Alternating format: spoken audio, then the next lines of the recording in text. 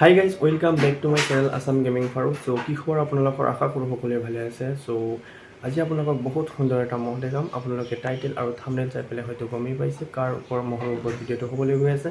হয়, ভিডিঅ'টো ৰেড বুলৰ ওপৰত হ'বলৈ গৈ আছে। চ' ৰেড বুল মানে টিঙিয়ালি মহটো বহুত খাতাৰনাক যুঁজিছিলে, বহুত স্পীডত যুঁজিছিলে, বহুত খাতাৰনাক ৰেকৰ্ড কৰি গৈছে। চ' সেই মহটো একদম পৰা জন্মৰ পৰা মৃত্যুলৈকে সম্পূৰ্ণখিনি আপোনালোকক ষ্টৰি জনাবলৈ গৈ আছোঁ। চ' আপোনালোকে স্কিপ নকৰি পেলাই সম্পূৰ্ণ ভিডিঅ'টো চাব।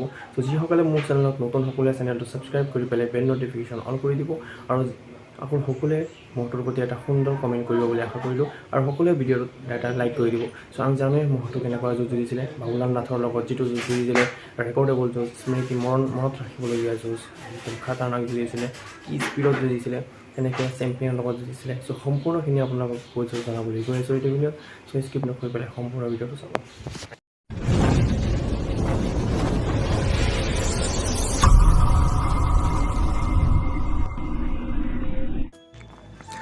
চ' ৰাইজ চাওক, আপোনালোকৰ সন্মুখত যিটো মহ আছে, ৰেড বুল নামেৰে পৰিচিত টিঙিয়াদাৰ মহটো আছিলে। চ' এই মহটো বহুত সুন্দৰ সুন্দৰ যুঁজ ৰাইজক দেখাইছে।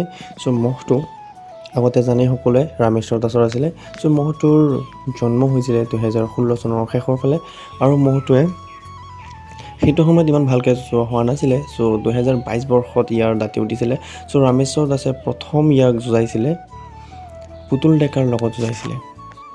চ' প্ৰথম ইয়াক যুঁজাইছিলে পাৰজাৰী মহ যুঁজত পুতুল ডেকাৰ লগত যুঁজাইছিলে। চ' পুতুল ডেকাৰ লগত যুঁজাওঁতে প্ৰায় 3-4 মিনিটমান হ'ব যুঁজি পেলাই জিকিছিলে ৰামেশ্বৰ দাসৰ মহটো, অৰ্থাৎ টিঙিয়ালি অৰ্থাৎ ৰেড বুল মহটো জিকিছিলে। চ' একজেক্ট সময়টো আপোনালোকে জানিলে কমেণ্ট কৰি জনাব, মই একজেক্টলি নাজানো, 3-4 মিনিটমান হ'ব। চ' তাৰপিছত ইয়াৰ নেক্সট যুঁজখন যুঁজাইছিলে ভৱে হেৰাৰ লগত আৰু ভৱে হেৰাৰ লগতো মহটো জিকিছিলে। তাৰপিছত আকৌ টিঙিয়াদাৰ আগৰ এটা মহ আছিলে, চ' তাৰ লগতো যুঁজাইছিলে। চ' তাৰ লগত যুঁজোৱাৰ পিছতো একে খুন্দাতে টিঙিয়াদাৰ আগৰ মহটো হৰুৱাই দিছিলে। আৰু পিছত ৰামেশ্বৰ দাসে কিবা কাৰণত মহটো বেচিম বুলি কৈছিলে আৰু তাৰপিছত 2022 বৰ্ষৰ শেষৰ ফালে ছেপ্টেম্বৰ মাহমানত হ'ব, তেতিয়া টিঙিয়ালিয়ে মহটোৰ ভাল যুঁজ চাই পেলাই মহটো 2,70,000 টকা দি পেলাই কিনি আনিছিলে। আৰু যেতিয়া মহটো কিনি অনাৰ পিছত বহুতো সেইটো সময়ত যিসকলে ইউটিউবাৰ মানে মহৰ ভিডিঅ' কৰিছিলে আপোনালোকে চাইছেই, তেখেতলোকে ইউটিউবত ভিডিঅ' দিছিলে বহুত ধুনীয়াকৈ। চ' মই তেখেতলোকৰে মানে ভিডিঅ' ফুটেজকেইটা ইউজ কৰি আছোঁ। মই আপোনালোকক কমপ্লিট ভিডিঅ'ৰ লিংক ডেছক্ৰিপশ্যনত দি দিম, যিহেতু মই সেইটো সময়ত ভিডিঅ' কৰা নাছিলোঁ, গতিকে ভিডিঅ' ফুটেজকেইটা মোৰ তাত নাই। চ' সেইটো কাৰণে মই তেখেতৰে ভিডিঅ' ফুটেজ ইউজ কৰিছোঁ। মই আপোনালোকক সম্পূৰ্ণ ভিডিঅ' চোৱাৰ বাবে ডেছক্ৰিপশ্যনত লিংক দি দিম, আপোনালোকে সম্পূৰ্ণ ভিডিঅ' চাব পাৰে। তাৰপিছত ৰাইজ 2022 বৰ্ষৰ শেষৰ ফালে কিনি অনাৰ পিছত প্ৰথমখন যুঁজ জালুগুটি মহৰ যুঁজত যুঁজাইছিলে বাবুলাল নাথৰ লগত। বাবুলাল নাথৰ যিটো ডাঙৰ মহটো আছিলে সেই মহটোৰ লগত যুঁজাইছিলে। চ' তাৰ লগত ইমান ভয়ংকৰ যুঁজ যুঁজিলে, 18 মিনিটমান যুঁজিছিলে, যুঁজি পেলাই হাৰিছিলে। কিন্তু হাৰিলে সেই যুঁজখন এতিয়ালৈকে আমি যিমান যুঁজ চাইছোঁ সকলো যুঁজতকৈ শ্ৰেষ্ঠ যুঁজখন সেইখনেই, কাৰণ প্ৰথম ইমান স্পীডত যুঁজিছিলে মহটোৱে। চ' সেই মানে চবতকৈ বেছি স্পীডত যুঁজা মহ হিচাপে ৰেড বুলক চিনিব পৰা যায়, ৰেড বুলক ক'ব পৰা যায়।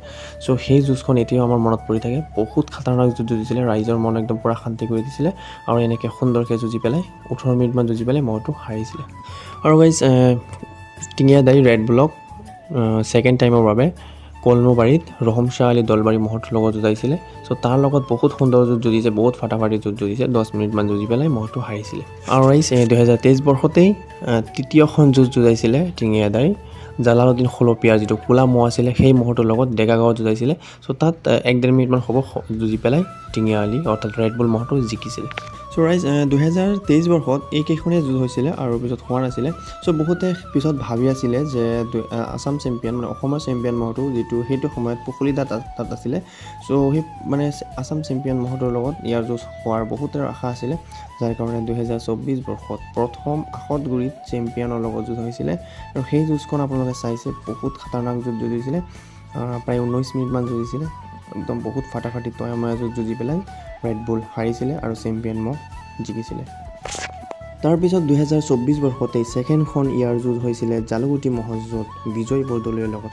চ' বিজয় বৰদলৈৰ লগত যুঁজ হৈছিলে, বহুত ধামাকা যুঁজ হৈছিলে, প্ৰায় 3-4 মিনিটমান সময় যুঁজি পেলাই তাত কি ভয়ংকৰ যুঁজিছিলে, বিজয় বৰদলৈ হাৰিছিলে আৰু ৰেড বুল জিকিছিলে। আৰু ৰাইজ পিছত ইয়াৰ যুঁজত আৰু যুঁজ হোৱা নাছিলে, কিন্তু যুঁজৰ পিছত এটা চেলেঞ্জিং যুঁজ হৈ গৈছিলে, মানে পথাৰত হৈছিলে ঈদত, যিটো ইনছেদ আলীৰ এতিয়া বৰ্তমান তুলাৰাম সেনাপতি তাত আছে, সেই ইনছেদ আলী মহটোৰ লগত যুঁজ হৈছিলে ঈদত। চ' তাত বহুত খাতাৰনাক যুঁজ এখন হ'ল। চ' যিহেতু গৰমো পৰি গৈছিলে আৰু টিঙিয়াদাৰ মহটোৰ মানে স্বাস্থ্য বহুত বেছি আছিলে, চ' যাৰ কাৰণে গৰম সহ্য কৰিব নোৱাৰিলে আৰু সেইটো কাৰণে যুঁজিছে বহুত, তথাপিও বহুত খাতাৰনাক যুঁজ যুঁজিছে। প্ৰায় 21 মিনিটমান যুঁজি পেলাই মহটো হাৰিলে আৰু ইনচাৰ্ড আলী মহটো জিকিলে। আৰু ৰাইজ এনেদৰেই 2024 বৰ্ষত 2খন হাৰিলে আৰু 1খন জিকিলে। চ' এনেকেই গ'ল। আৰু পিছত আহিলে 2025 বৰ্ষ। 2025 বৰ্ষতে প্ৰথমখন যুঁজ আহতগুৰি মহৰ যুঁজত ইনচাৰ্ড আলীৰ লগত দিলে আৰু ইনচাৰ্ড আলীৰ লগত দিওঁতে 30 ছেকেণ্ডত ইনচাৰ্ড আলী মহটো হাৰি গ'ল আৰু টিঙিয়া আলী অৰ্থাৎ ৰেড বুল মহটো জয়ী হ'ল। আৰু গাইজ 2025 বৰ্ষতে ইয়াৰ তৃতীয়খন যুঁজ যিখন হৈছিলে, সেইখন যুঁজ জালুগুটি মহৰ যুঁজত হৈছিলে ৰহমশাহ আলী দলবাৰী মহটোৰ লগত।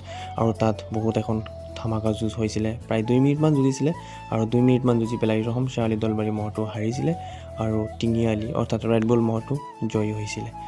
চ' ইয়াৰ এইকেইটাই আছিলে যুঁজ। চ' ইমান সুন্দৰ সুন্দৰ যুঁজ যুঁজিছিলে। চ' এই মহটোৱে যদিও হাৰিছিলে, কিন্তু হাৰিলেও যিকেইটা যুঁজ হাৰিছে সেই যুঁজকেইটা মানে ইমান সময় লৈ পেলাই যুঁজিছে, ৰাইজক বহুত সন্তুষ্ট কৰি দিছে।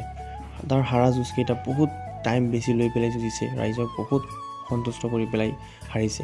চ' এইদৰেই সি বহুত সুন্দৰ সুন্দৰ যুঁজ ৰাইজক দেখাই আছিলে। আমি ভাবি আছিলোঁ যে 2026 বৰ্ষত আকৌ যুঁজ হ'লে যিটো চুলেমান আলী, যিটো মণি আলী মহ আছিল, তাৰ লগত এখন সুন্দৰ যুঁজ দেখিবলৈ পাম বুলি আশা কৰি আছিলোঁ। কিন্তু ভাবোঁতে যিটো মানে চুলেমান আলী মহটো, সেইটো এটা দুৰ্ভাগ্যক্ৰমে সেইটো মহো মানে আমাৰ মাজৰ পৰা হেৰাই যাবলগীয়া হ'ল। তাৰপিছত 2025 বৰ্ষতেই লাষ্টৰ ফালে 4 ডিচেম্বৰ বা 5 ডিচেম্বৰমান হ'ব, সেইটো সময়ত মহটো অৰ্থাৎ ৰেড বুল মহটো আমাৰ মাজৰ পৰা নাইকিয়া হৈ গ'ল, অৰ্থাৎ বিক্ৰী কৰি দিয়া হৈছিল।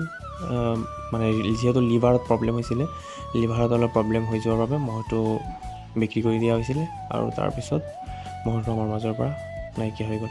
চ' এইটোৱে আছিলে ৰেড বুল অৰ্থাৎ টিঙিয়া আলীৰ প্ৰকাণ্ড বহুত ধামাকা যুঁজ যুঁজা মহটোৰ হিষ্ট্ৰী। চ' আপোনালোকৰ তাত ভিডিঅ'টো চাই পেলাই কেনে লাগিলে সকলোৱে কমেণ্ট কৰি পেলাই জনাব। যদিহে ভাল লাগিছে তেন্তে সকলোৱে এটা লাইক কৰিব আৰু ৰেড বুল মহটোৰ প্ৰতি এটা সুন্দৰ কমেণ্ট কৰিব বুলি আশা কৰিছোঁ। আৰু নেক্সট আপোনালোকে কাৰ মহৰ ওপৰত আপোনালোকে ভিডিঅ' বিচাৰে তেনেকৈ কমেণ্ট কৰি পেলাই জনাব।